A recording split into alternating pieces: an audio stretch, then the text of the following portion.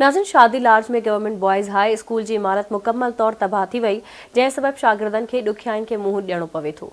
तफ़सील ॿुधाए रहियो आहे मोहम्मद उमर बलोच।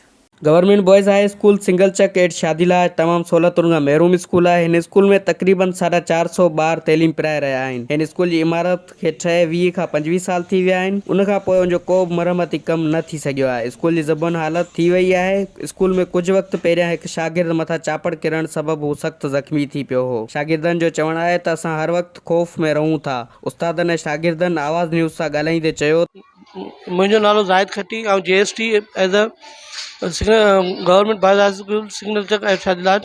जी तो असो स्कूल छित मुकम्मल डैमेज आहिनि कंप्लीटली और छित में चापड़ किरन पिया मुसलसल और उनमें अग में कुछ स्टूडेंट ज़ख्मी भी थे। गवर्नमेंट बॉय हाई स्कूल शादीलार में है वो 450 ॿारनि ते मुश्तमिल है। वो तकरीबन काफ़ी ॾींहंनि खां वठी डैमेज है। उनके करे असांजो इहो ख्वाहिश है तो असांखे जल्द में जल्द असांखे ठाहे दी वञे। काफ़ी ॾींहंनि खां जेको फर्नीचर है, कुर्सियों आहिनि, मथा छित है, वो काफ़ी ॾींहंनि खां वठी डैमेज आहिनि। कंहिं बि अञा एक्शन न खयो।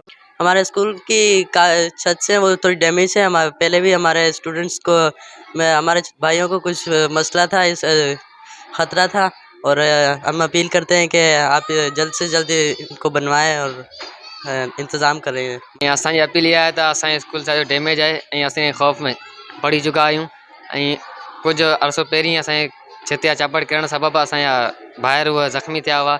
इन करे असां गवर्नमेंट खे अपील था करूं त असांजो स्कूल जल्द वजल्द ठाहे ॾिए। कैमरामैन माशूक सुमरो सां गॾु उमर बलोच, आवाज़ TV न्यूज़ शादीलार।